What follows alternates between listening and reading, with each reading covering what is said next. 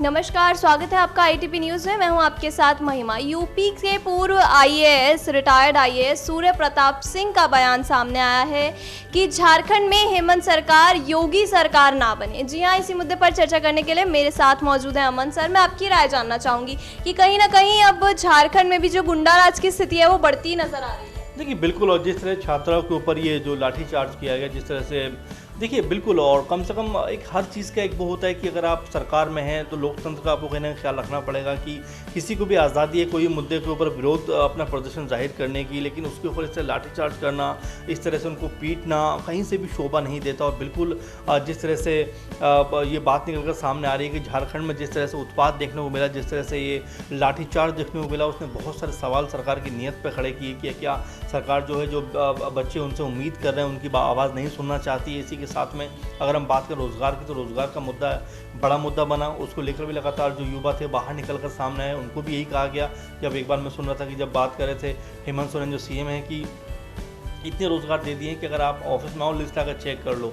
तो ये जो टालमटोल वाला रवैया है हेमंत सोरेन सरकार का, वो बहुत सारे सवाल खड़े कर रहा है। और जिस तरह से छात्राओं के ऊपर जो है लाठीचार्ज किया गया, जिस तरह छात्राओं जो विरोध प्रदर्शन कर रहे थे उनको जिस तरह से मारा पीटा गया, अपने आप में ये बेहद जो है सरकार का एक गैर जिम्मेदाराना रवैया है। और अब जब इसके ऊपर सवाल खड़े हो रहे हैं, इसको लेकर लगातार बातें हो रही हैं, मीडिया में भी कहीं ना कहीं इसको लेकर बात ये हो रही है कि क्या हेमंत सोरेन सरकार को शोभा देता है कि जो मासूम बच्चे हैं 12th में बच्चे हैं, अपनी अगर कोई उनकी कोई मांग भी है, अगर वो करना भी चाहते हैं कोई मांग, तो ये लोकतंत्र को अधिकार देता है कि वो अपनी मांग को रखें। इसका मतलब ये नहीं कि आप उनके ऊपर लाठीचार्ज करा दें। आप अकल, ये बच्चे देश का भविष्य हैं, प्रदेश का भविष्य हैं, बेहतर नौकरियों में जाएंगे, बेहतर पद को हासिल करेंगे, लेकिन अगर आप उनको इससे डराएंगे, प्रताड़ित करेंगे, तो ये अपने आप में एक बेहद संगीन मामला बन जाता है। क्योंकि देखिए अगर कानून के हिसाब से अगर चलें, तो कानून के हिसाब से अगर देखें तो ये बिल्कुल हमारा संविधान ये राइट देता है बच्चों को या तमाम जो भी विरोध प्रदर्शन करना चाहते हैं कि वो अपनी बात को जायज़ तरीके से रख सकते हैं। और देखिए किसान आंदोलन अभी भी चल रहा है,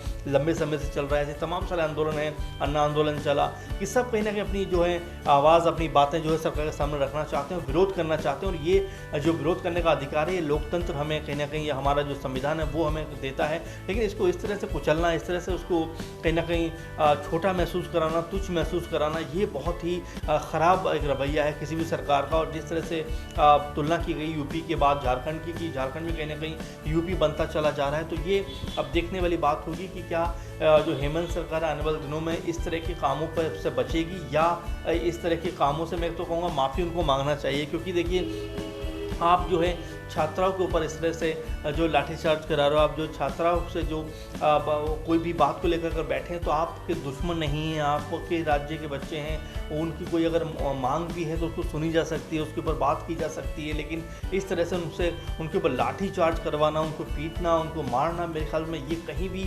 शोभनीय कदम नहीं है, अशोभनीय कदम है। और हेमंत सोरेन सरकार को अहंकार में नहीं आना चाहिए, क्योंकि यही वो लोग हैं जो वोटर बनेंगे, सरकारों को वोट करेंगे, अब बड़े बड़े पदों पर जाएंगे, तो राज्य को आगे बढ़ाने की कोशिश करेंगे। तो ऐसे में बच्चों के साथ में नरमी से पेश आना चाहिए, क्योंकि आखिर वो स्टूडेंट हैं। अगर उनको इस तरह से आप दुश्मन की तरह ट्रीट करेंगे, उनको एक बेदर्द तरीके से मारेंगे, तो मेरे ख्याल में कतई भी उचित नहीं है। और इसके ऊपर जितना शर्मिंदगी इसको कहा जाए, शर्मिंदा करने वाला एक तरीके से काम हुआ है ये, वो कम होगा। क्योंकि इस तरह से आप अंधाधुंध बच्चों के ऊपर लाठियाँ भंजवाते हो, आप बच्चों को पीटते हो, ये दिखाता है कि किस तरह से सरकारी तंत्र एक तरह से हावी होना चाहता है। और बच्चों पर जो निहत्ते हैं, वो कोई मांग को लेकर बैठे हुए हैं, उनके ऊपर इससे लाठीचार्ज होता है, तो वाकई ये बेहद दुखद बात है। बिल्कुल, इस मौके पर सियासत भी काफ़ी हुई। कांग्रेस की तरफ से बात की जाए या भाजपा की तरफ से बात की जाए, हर तरफ से बयानबाजी का दौर शुरू हो गया। पर इस बीच हेमंत सरकार ने उस अधिकारी को सस्पेंड भी किया या फिर तबादला भी किया है। देखिए बिल्कुल, तबादला करना एक बहुत बड़ा काम नहीं होगा, क्योंकि देखिए किसके आदेश पे वो ये काम कर रहा है, किसके कहने पे वो ये काम कर रहा होगा, तमाम सारे उसमें इन्वेस्टिगेशन का एक विषय हो सकता है, होना भी चाहिए। क्योंकि यूं ही कोई लाठीचार्ज करना नहीं शुरू कर देगा, यूं ही कोई मारपीट करना शुरू नहीं कर देगा। अपने आप में जो है जांच का विषय आपने कांग्रेस का जिक्र किया। कांग्रेस तो खुद सत्ता में है और कई सारे मामलों पे वो जो हेमंत सरकार से खिलाफ नज़र आती है और कई मामलों पे वो हेमंत सरकार से एकदम जुदा होकर बयानबाजी करती है। चाहे आप रुपा तिर्की का मामला ले लीजिए या उस तरह के और भी कई मामले जिसको लेकर कहीं ना कहीं युवा रोजगार की बात भी हम लोग कर रहे थे कि कांग्रेस ने लगातार इसको लेकर हेमंत सोरेन सरकार पर निशाना साधा। लेकिन अजीबोगरीब स्थिति तब बनती है जब आप सरकार में रहकर भी सरकार पर दबाव नहीं बना पा रहे हो। तो ये अपने आप में एक विचित्र मामला है। साथ में अगर भाजपा की बात करें तो बिल्कुल भाजपा ने इसको लेकर आवाज़ उठाई, लेकिन सबसे अहम जो बात इसमें हो सकती है वो हेमंत सोरेन सरकार की हो सकती है कि आपने कहा कि उनको सस्पेंड कर दिया गया, तबादला कर दिया गया, ये एक बात हो सकती है। लेकिन सबसे महत्वपूर्ण बात यह है कि आखिर ऐसे जांच इस तरह के आदेश दे कौन सकता है, इस तरह के जो मारपीट बच्चों के साथ कर कौन सकता है और कौन आदेश इनको बैठ के दे रहा था इस तरह से बच्चों के ऊपर लाठी आप चार्ज कर दीजिए।